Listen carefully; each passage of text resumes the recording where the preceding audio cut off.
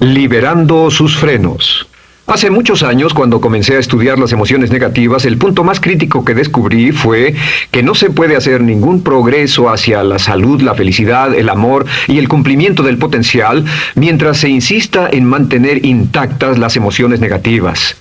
Y lo único bueno de las emociones negativas, si es que tienen algo de bueno, es que las emociones negativas no son permanentes. Lo dice hasta Sigmund Freud, no hay un lugar permanente para las emociones negativas en el subconsciente. En otras palabras, son visitantes indeseados.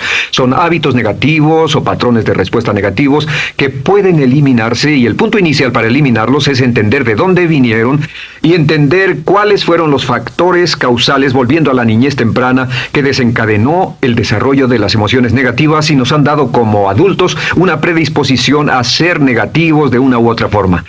Esto nos lleva al condicionamiento de la niñez temprana. Recuerden que ya dijimos que el punto inicial de los patrones de hábitos negativos compulsivos e inhibitorios era la crítica destructiva. La crítica destructiva es el gran destructor. La crítica destructiva destruye a las personas en su interior y las deja caminando en círculos por fuera. Muchas personalidades han sido minadas y destruidas, mucha autoestima ha sido puesta de lado como resultado de la crítica destructiva más que cualquier otra cosa que podamos imaginar. La crítica destructiva es el gran asesino. Ahora, ¿por qué es eso tan malo? Sabemos que los niños en sus primeros años y al ir creciendo tienen una necesidad tremenda de amor y aprobación de sus padres. De hecho, muchos psiquiatras y psicólogos han dicho que la razón número uno de la enfermedad mental en los adultos es el retiro de amor o el amor no expresado. Sabemos que cualquier persona con prestigio, una persona que es importante para un niño, tiene un impacto enorme en ese niño, y los niños hasta la edad de 6 años tienen muy poca habilidad para discriminar entre una crítica válida y una crítica inválida. Lo que esto significa es que todo lo que diga un padre o un pariente mayor o una persona mayor, cualquier cosa que diga una persona de prestigio o una persona importante para un niño es aceptada como cierta. Es aceptada como una representación válida de la realidad. Si una madre dice eres un niño malo, o si un papá dice eres flojo, si alguien dice no eres dependiente, o si alguien dice que somos estúpidos o tontos o feos, el niño no tiene capacidad alguna para discriminar entre lo válido y lo no válido. Ese niño acepta eso como una verdadera representación de la realidad. Va más allá de la mente consciente, va directamente al subconsciente y ahí se queda. Muchos de nosotros como adultos aún estamos viviendo en base a la información negativa que recibimos cuando éramos niños. Y después como adultos, ¿qué decimos? Pues decimos así es como soy, o siempre he sido así, o algunas personas dirán, pues es de familia, tu padre era así, los hijos son así, tu madre era así, etc. ¿De dónde viene? Nada de estas cosas es de familia.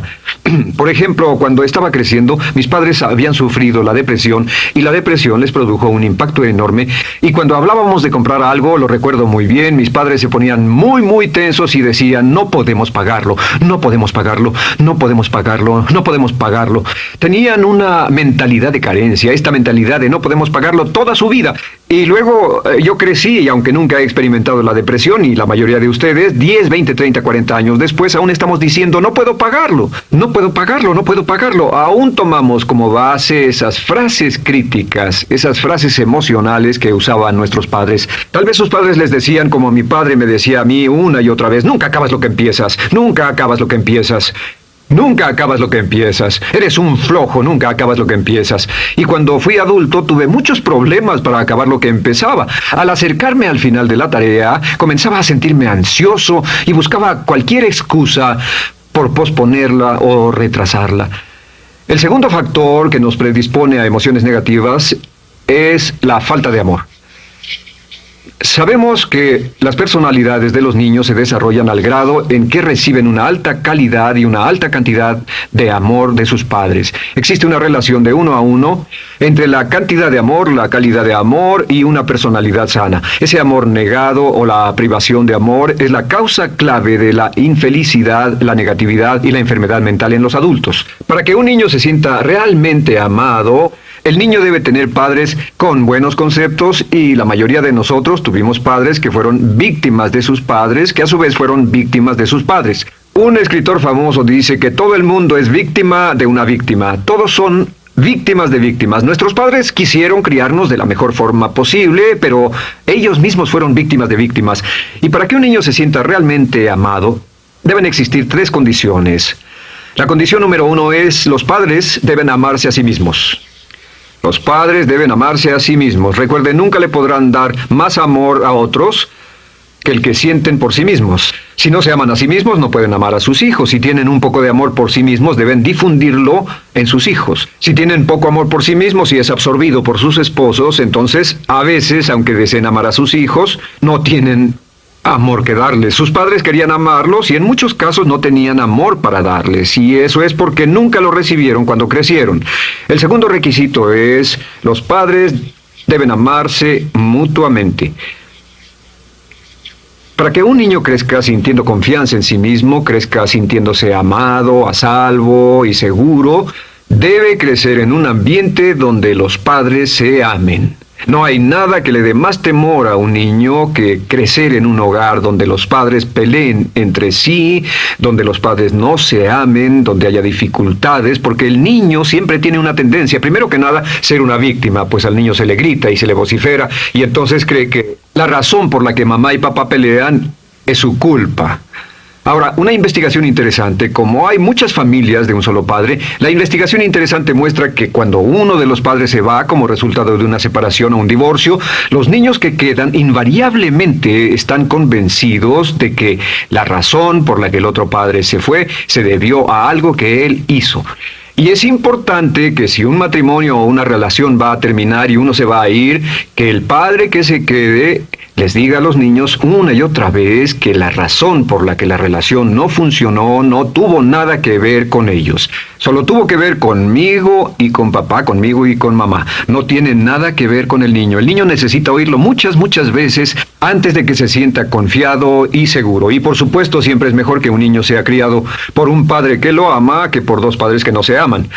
Una tercera condición que debe cumplirse si no quiere que exista la falta de amor es que los padres deben amar al niño. Los padres deben amar al niño. Bueno, esto parece muy obvio y muy lógico.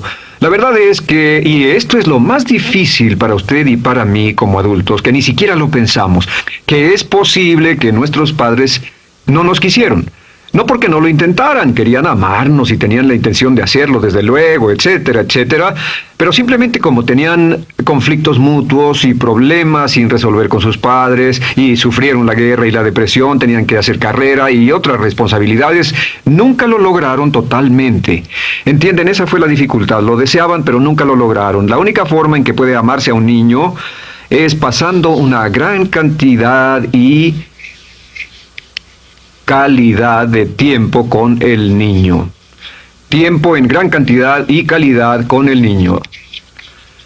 10 minutos al día no bastan. Los niños se consideran valiosos según el grado en que las personas más importantes en su vida pasen tiempo con ellos. Si las personas más importantes en su vida, sus padres, solo pasan poco tiempo con ellos, los niños concluyen que la razón para ello es que tienen muchos defectos, que hay algo esencialmente malo en ellos y que por eso sus padres no pasan más tiempo con ellos. Los niños no piensan con la razón, lo hacen en forma emocional. Solo piensan: mi padre está aquí, me ama, y si no pasa tiempo conmigo, él o ella no me aman. Y si cualquiera de esas 3 condiciones existió o más cuando estaba creciendo, los padres no se amaban a sí mismos, o no se amaban mutuamente, o tal vez no lo amaban porque nunca lo lograron, aunque querían, entonces usted debe haber crecido en conjunción con la crítica destructiva que se llama culpa. ¿Y qué es la culpa? Pues simplemente la culpa es un sentimiento de no valer mucho. ¿De dónde sacamos este sentimiento? Lo obtenemos cuando continuamente gente importante nos critica en nuestra vida y simultáneamente no nos dan el amor que necesitamos. Sentimos que no valemos mucho o que no valemos nada. Y un sentimiento de culpa nos lleva a un sentimiento de falta de mérito, falta de valor y culpa. Y esa culpa, ese sentimiento de falta de mérito, es el mayor problema del siglo XX, la principal fuente de enfermedad mental. Es la fuente principal de los problemas en las relaciones, la fuente principal de enfermedad psicosomática, la fuente principal de la mayoría de los problemas que afectan a nuestra sociedad. Es el profundo sentimiento de culpa y falta de mérito que se expresa o se esconde en los pensamientos o en la actitud: no valgo suficiente, no valgo suficiente. No valgo suficiente. Ya hablamos de la autoestima y de lo importante que es. La autoestima significa me quiero mucho, me quiero mucho, me quiero mucho, me quiero mucho.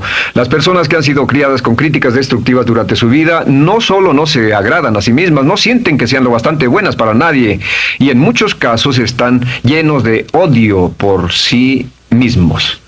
Se odian a sí mismos, se autocondenan o se detestan, y verán que esto sale en sus conversaciones y sale en sus relaciones con otras personas.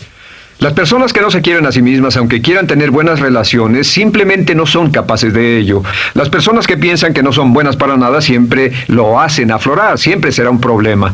Ahora, ¿cuál es la razón principal de la culpa? ¿De dónde viene la culpa? La culpa viene de 3 fuentes negativas: padres negativos, influencias negativas o religión negativa. Una de las 3. Cualquiera de estas 3 usa la culpa. De la culpa se valen y aprovechan, en especial los padres y las organizaciones religiosas, por 2 razones. Una es el castigo. La culpa se usa para castigarnos. Cuando estamos creciendo, el castigar es la forma más fácil de hacer que uno se sienta mal. Nuestros padres nos hacen sentir mal castigándonos físicamente, o sermoneándonos, o regañándonos. Y el castigo es una forma muy eficaz de irnos conformando, o de conseguir que hagamos lo que los demás quieren. La segunda razón por la que se usa la culpa cuando se practica en forma consciente, y algunas organizaciones la practican así, es para tener más control emocional en especial, porque se puede controlar a una persona emocionalmente con culpa y manipular su comportamiento.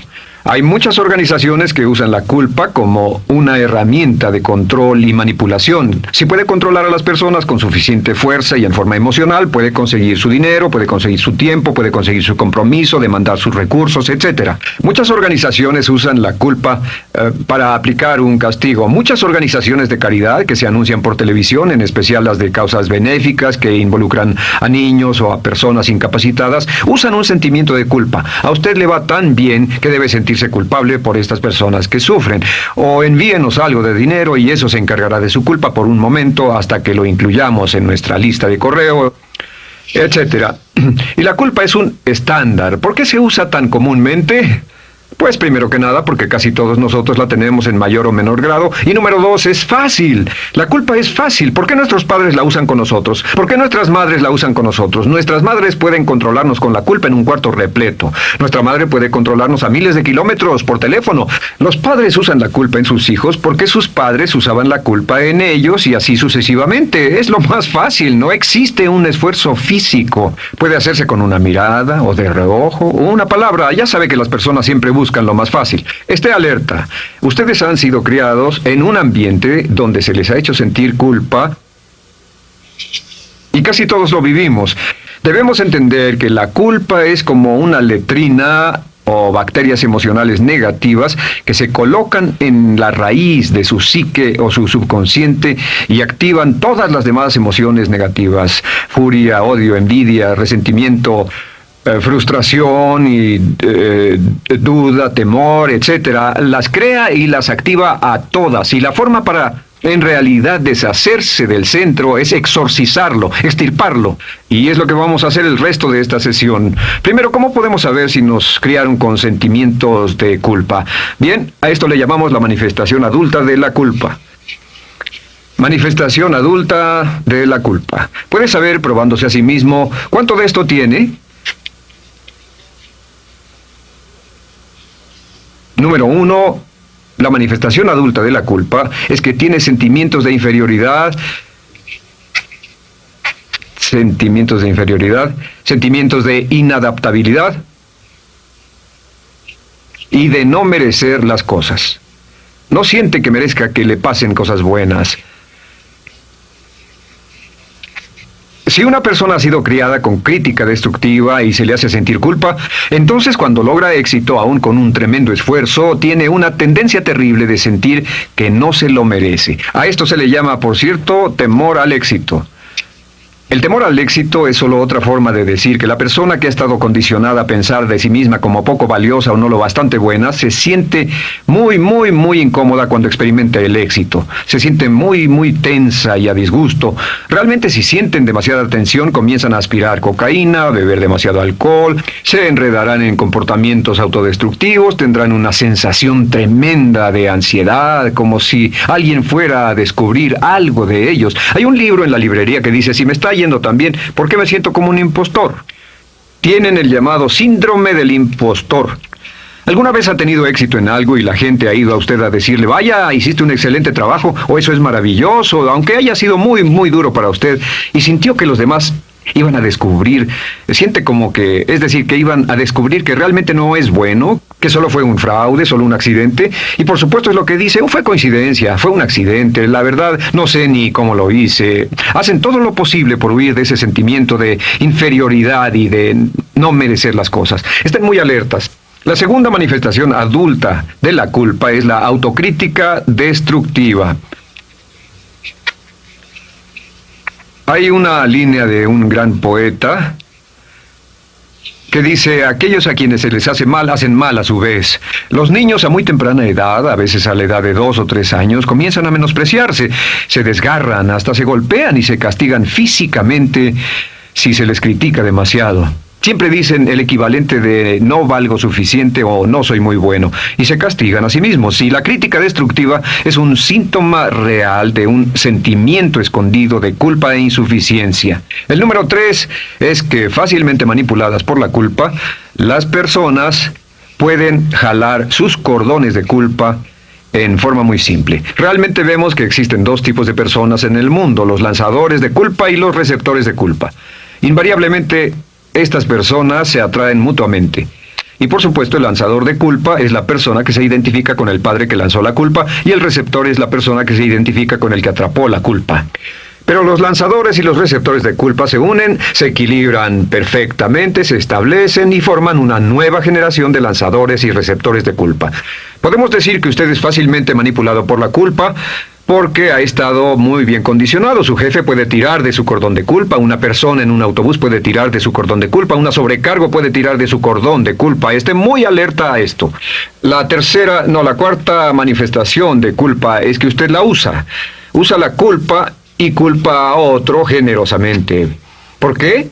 Pues si ha funcionado en usted, la hará funcionar en ellos. Le parecerá que es un intercambio, un trato muy justo. Usa la culpa y la culpabilidad y se convierte en la base de sus relaciones con los demás. Cuando algo sale mal, les echa la culpa a ellos. Algo sale mal, culpa a alguien más. En cuanto hay un problema, busca a quién culpar. Un experimento muy interesante con la cámara escondida hace algunos años, fue que hicieron una plancha de hielo y la pusieron en la acera sin que nadie los viera. No hacía mucho frío, pero lo hicieron y observaron cómo reaccionaban las personas cuando pasaban por ahí, cuando caminaban por ahí, llegaban a esa plancha de hielo, se desequilibraban y se resbalaban y lo primero que hacían era observar a la persona más cercana a ellos, enojados, verdaderamente furiosos. En otras palabras, buscaban a quién culpar. Y si no había nadie cerca de donde habían caído, se levantaban otra vez, miraban a su alrededor, no había nadie y entonces pateaban el piso, pateaban con fuerza y se iban. Nuestra tendencia natural cuando algo sale mal es buscar a alguien o algo a quien culpar, en especial si nos criaron con una culpa continua. Y la quinta manifestación es lo que llamamos lenguaje víctima. Ahora recuerden que hablamos sobre la ley de concentración. Dice, lo que siembras cosecharás. También dice, si usas lenguaje de víctima, mantienes viva la culpa, la refuerzas, la edificas, la cultivas, la utilizas. El lenguaje víctima es lenguaje como no puedo, no puedo, no puedo. Cuando dice no puedo, no puedo, no puedo, envía un mensaje a su mente subconsciente y la mente subconsciente comprende que está inhabilitado, que no tiene control, que es una víctima. Y cuando desea poder hacer algo, su mente subconsciente retroalimenta su mensaje y dice no puedes, no puedes. Y lo segundo que dice es tengo que, y otra vez no tengo control, no estoy a cargo. Pero existe otra expresión del lenguaje víctima que debemos evitar, y es esta, trataré. Trataré, sea lo que sea, trataré. ¿Qué significan las palabras trataré? Pues déjenme decirles qué significan. Significan voy a fracasar y lo digo anticipadamente para que no me vengan con represalias. En otras palabras, dice trataré de llegar a tiempo, pero lo que está diciendo es tal vez llegue tarde y no pueden reclamarme porque dije que trataría. Cuando una persona dice trataré, está disculpando su fracaso por anticipado. Si fuera al doctor y el doctor lo examinara, lo auscultara y le dijera, pues está en pésimas condiciones, tendremos que intervenir, debemos llevarlo al hospital ahora mismo, me sorprende que haya llegado aquí, usted dirá, bueno doctor, espero que haga un buen trabajo. Y él dice, trataré. Si él dice eso, usted seguramente buscará otro médico. O si va a un abogado, lo culpan de algo y va a un abogado y le presenta su caso y dice, oiga, va a defenderme, y él dice, trataré. ¿Qué está diciendo? Está diciendo, escuche, he estudiado el caso y por lo que veo no hay mucha esperanza, pero lo tomaré de todos modos. Trataré son los que tratan de conseguir que les pague por anticipado. Otro juego de palabras que no debe usar. Por cierto, con respecto a trataré, lo que debe decir es lo haré o no lo haré. No trataré.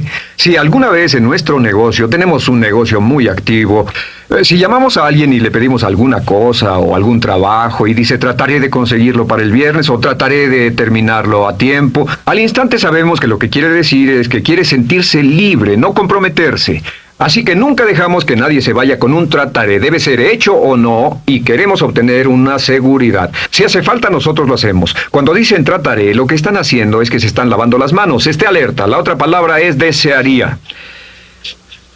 Dicen que un deseo es una esperanza o una meta sin energía detrás.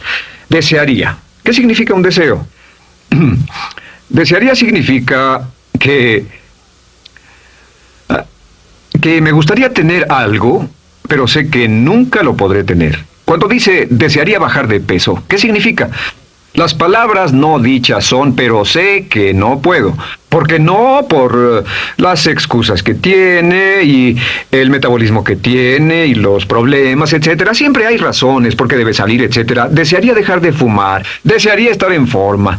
Desearía, desearía, desearía. Cuando usa la palabra desearía, le muestra al subconsciente que esto es algo que no cree que le sea posible lograr o adquirir.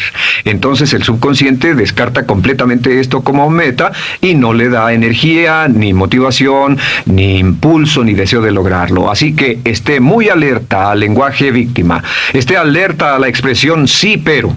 O lo haría, sí, pero. Alguien le dice, haga esto, y usted dice, sí, pero. La palabra pero, por cierto, es el gran borrador.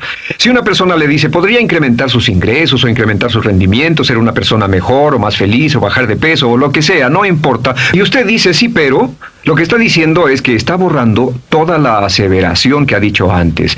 Manda un mensaje a su subconsciente que dice, no hay posibilidad. Y no hace esfuerzo, no otorga energía, no ejerce capacidad alguna hacia el logro de esa meta. Y las personas que han sido criadas con culpa tienen 5 cualidades o 5 manifestaciones de adultos. Una es que se sienten inferiores, se sienten inadecuadas, sienten que no merecen que les pasen cosas buenas. Estén muy alertas a eso. El número 2... se autocompadecen continuamente, usan la autocrítica destructiva. El número 3, usan la culpa y la culpabilidad en ellos y en otros. El número 4, son manipuladas por la culpa. Y número 5, usan lenguaje víctima. Así que, ¿cómo nos deshacemos de la culpa? ¿No es sorprendente cómo se aclara esto? Este pizarrón, todo se borra. Tengo una varita mágica cuando me voy a sentar al escritorio. Entonces, ¿cómo nos deshacemos de la culpa? Para deshacerse de la culpa...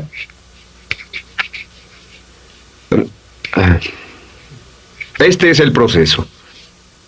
Tiene algunos pasos importantes. Número 1, el primero de la lista, elimine la autocrítica. Elimine la crítica autodestructiva. En otras palabras, nunca diga nada destructivamente crítico de usted mismo. No lo diga. Esta es la regla básica. El subconsciente acepta lo que diga usted como cierto, como un mandato. Así que no diga nada de sí mismo que no desee sinceramente que sea cierto. No diga estoy cansado, estoy gordo. No diga no puedo o debo. No diga nada a menos que quiera que sea cierto. Las palabras que van después de la palabra yo son las palabras que su subconsciente registra como mandatos, excepto cuando dice yo desearía o lo intentaré. Así que elimine la crítica destructiva. Siempre hable en términos positivos sobre usted. Me gusta mi persona, puedo hacerlo, lo haré, escogí hacerlo, pero nunca diga no, no puedo. Número 2 es no dejarse manejar por la culpa. Rehúse ser manejado por la culpa. Porque cada vez que le permita a alguien que lo manipule por la culpa, ¿sabe qué pasa? Refuerza y hace más poderoso el efecto de la influencia de la culpa en su vida. Cuando yo crecí, debo decir que yo crecí en una familia que estaba muy influenciada por la religión negativa. Realmente mi madre, Dios la bendiga, tenía un cinturón negro en el pecado e hizo un trabajo verdaderamente soberbio en ello. Y yo tardé en sobreponerme. Cuando me casé con Bárbara, ella también venía del mismo tipo de familia y recapacitamos. Hay una hermosa respuesta cuando uno de los dos caía de nuevo en los viejos patrones. Decía, no tratas de hacerme sentir culpable, ¿o sí? No tratas de hacerme sentir culpable, ¿o sí? Solo diga, no tratas de hacerme sentir culpable, ¿o sí? Y no deje que las personas lo manipulen usando la culpa. El número 3, no use la culpa o la culpabilidad y anuncie que no va a usarla. No la use en otras personas y permita que sus hijos o su cónyuge digan lo mismo. No tratas de hacerme sentir culpable, ¿o sí? Repítalo una y otra vez. Y si la otra persona le dice eso es lo que trato, contéstele no va a funcionar. Y no funcionará. Es que la culpa solo funciona mientras usted no sepa que está siendo usada en usted. El número 4 es lo que llamamos la ley del perdón. Es la más importante de todas. Realmente es el centro, es el meollo de toda esta sesión. La ley del perdón simplemente dice que usted está sano mentalmente hasta el grado en que pueda perdonar libremente y olvidar las ofensas. Que su habilidad para perdonar a los demás es la clave que determina su felicidad y su éxito en la vida. Su habilidad para perdonar a los demás es la única forma de eliminar la culpa. Su disponibilidad para perdonar a los demás y olvidar ofensas es el determinante más importante de si usted está o no totalmente integrado y es un adulto que funciona como ser humano. Porque la tendencia de culpar y de guardar rencores es una tendencia patológica infantil que la poseen todas las personas que están enfermas mentalmente. La habilidad para olvidar, para perdonar libremente, es la marca del ser humano realmente iluminado. Ahora, acepte eso como real. Hay 4 personas a las que debe perdonar. Número 1, perdone a sus padres. Perdone a sus padres por todo lo que le hayan hecho para herirlo. La mayoría de nuestras investigaciones muestran que casi todos nuestros problemas como adultos se remontan a no estar dispuestos o no poder perdonar a nuestros padres por algo que hicieron que nos hirió. Perdónelos un 100%, escríbales, llámeles por teléfono, dígales, o cuando menos perdónelos en su corazón, pero perdone a sus padres. Número 2, perdone a los otros. Perdone a todos los demás. Perdone a todos los que lo hayan herido de algún modo, por cualquier cosa, y déjelo así. Ahora, hay muchos que dicen no puedo perdonar a esa persona por lo terrible que me hizo, pero recuerde esto, el perdón es perfectamente egoísta. El perdón no tiene nada que ver con la otra persona, solo tiene que ver con su paz mental y con su propia integridad mental. Número 3, perdónese a sí mismo. Perdónese por todas las cosas débiles, tontas, insensatas y estúpidas que haya hecho, porque todas las personas han hecho cosas tontas, insensatas, estúpidas y ridículas, pero perdónese en un 100%. Y finalmente, la última parte de esto, si ha hecho algo que hirió a alguna persona, vaya a disculparse. Es sorprendente el hecho de vidas que se arruinan año tras año por personas que no tienen la fortaleza intestinal, las agallas y el valor para decir lo lamento.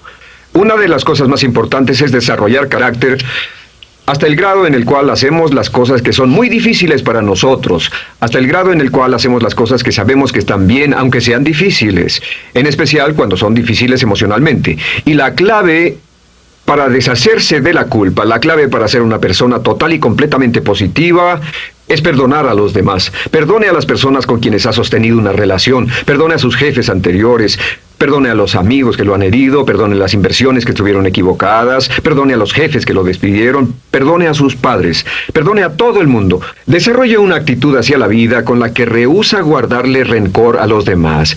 Solo repita una y otra vez: los perdono a él o a ella por todo. Los perdono por todo. Los perdono por todo.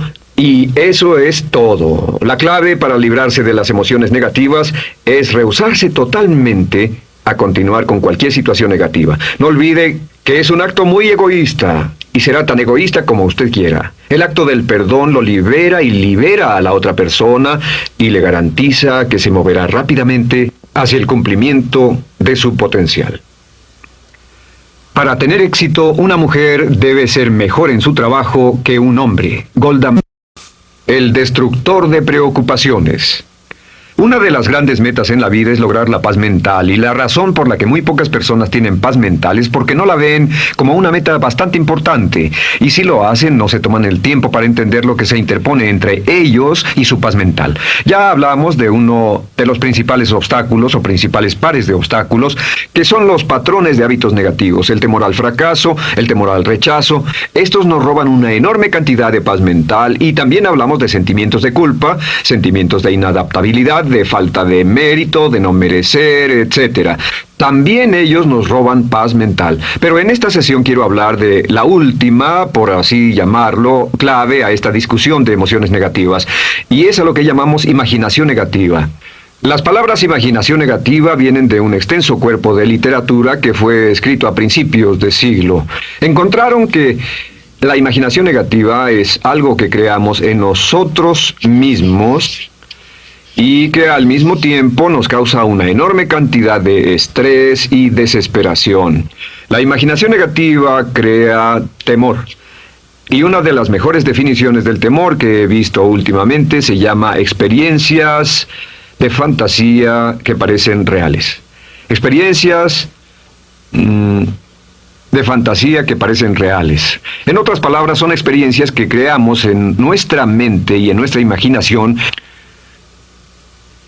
y vivimos con ellas, y entre más vivimos con ellas, más reales se vuelven. Tengo 3 hijos, y si los dejo ver una película de miedo, aunque insistan en verla, comienzan a pensar que hay criaturas monstruosas bajo su cama, en sus alcobas, etc. Son las experiencias de fantasía que se vuelven reales. Y una vez, con el pequeño Michael, no pudimos lograr que durmiera en su alcoba porque estaba convencido de que había monstruos ahí. ¿A qué llamo imaginación negativa? Lo traduzco como preocupación. La preocupación es una forma sostenida de temor causada por la indecisión. La preocupación es una forma sostenida de temor causada por la indecisión. ¿Eso qué significa? Significa que cuando tomamos decisiones, nos deshacemos de la preocupación. Hace algunos años se hizo un estudio donde muchas personas fueron estudiadas y se les preguntó de qué se preocupaban en ese momento. Por las respuestas vieron que esto es de lo que las personas se preocupan. Un 40% de las preocupaciones que las personas tenían era por cosas que nunca pasaron. Se dieron cuenta de que las cosas por las que estaban preocupadas nunca pasarían. Iban a llegar tarde, o iban a perder sus trabajos, o no iban a funcionar bien en una relación. La siguiente cifra, 30%, eran cosas que habían ocurrido en el pasado, que ya habían pasado y no podía hacerse nada al respecto. 12% de las preocupaciones eran por la salud. En la mayoría de los casos, preocupaciones innecesarias. Pensaban que tenían un dolor, una enfermedad, un sufrimiento o algo más que no resultó ser verdad. El 10% de las cosas que les preocupaban eran triviales.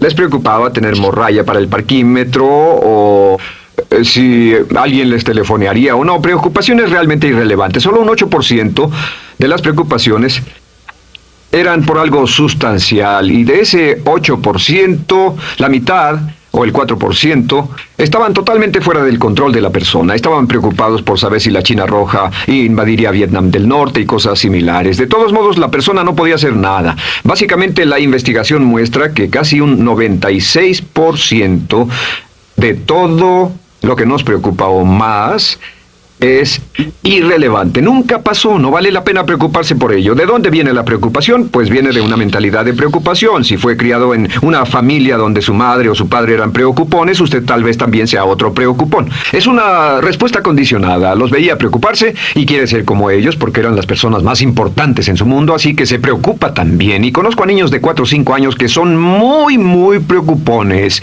Y ellos y sus padres se sientan juntos y se preocupan aunque no hay nada por qué hacerlo. Pero son las experiencias de fantasía que se vuelven reales.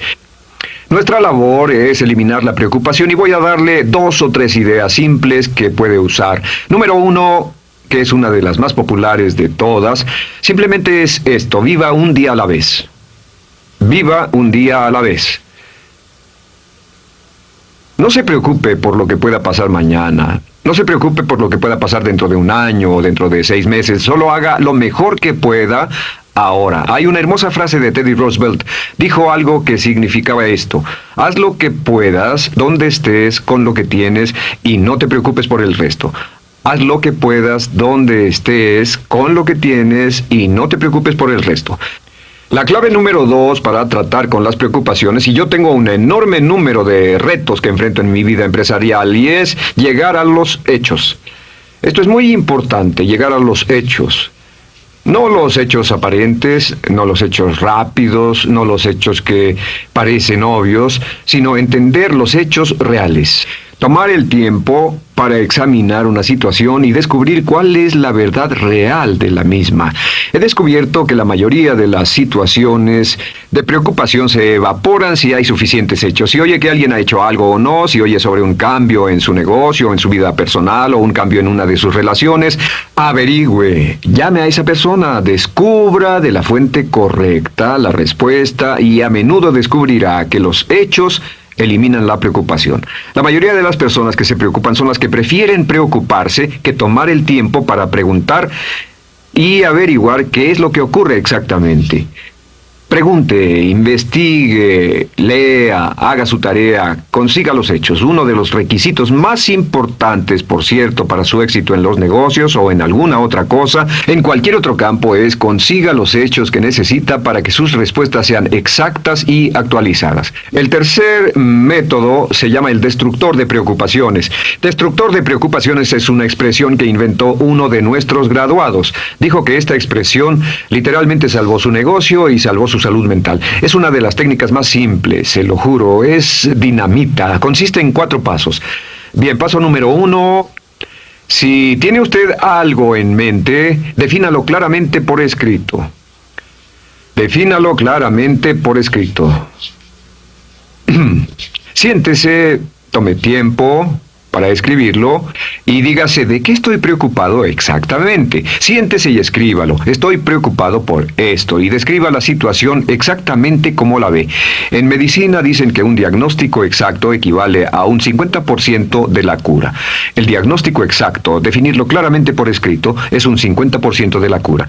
Y un punto importante aquí es que a veces cuando parece tener un problema abrumador, tiene más de un problema, tiene una situación llamada enjambre. Tenemos 1, 2, 3, 4 problemas juntos. Si los define claramente por escrito, puede escribirlos 1, 2, 3, 4. Hay varios pequeños problemas juntos que le preocupan. A veces, si elimina usted una de esas dificultades, el resto se evapora. A veces un problema de un grupo de problemas es la clave y lo demás es irrelevante. Esté alerta a eso y defínalo por escrito. El número 2 es, una vez que lo defina claramente, esta es la clave, determine el peor desenlace posible. Determine el peor desenlace posible. En otras palabras, pregúntese, ¿cuál es la peor cosa que podría pasar como resultado de esa situación? Piénselo bien, si pasara lo peor que podría ser, determine el peor desenlace posible. Una cosa interesante pasa aquí. Descubrimos que en la preocupación no estamos preocupados ni estresados por un evento. El evento no nos preocupa. Lo que nos preocupa es la anticipación de ese evento y la resistencia que ponemos psicológicamente deseando, esperando, orando que no llegue ese evento.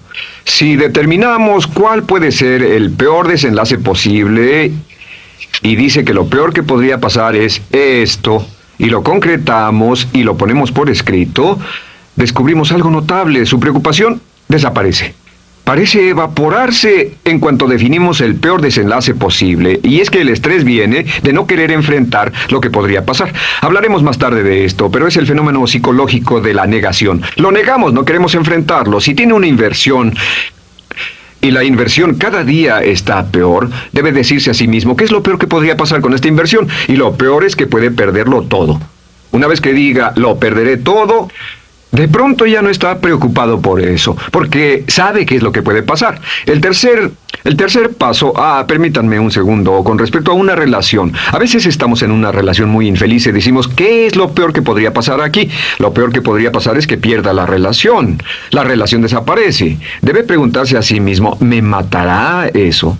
¿Moriré al perder la inversión? ¿Moriré al perder el trabajo? ¿Me matará el perder la relación? La respuesta, por supuesto, es no. Uno se recupera de casi cualquier cosa.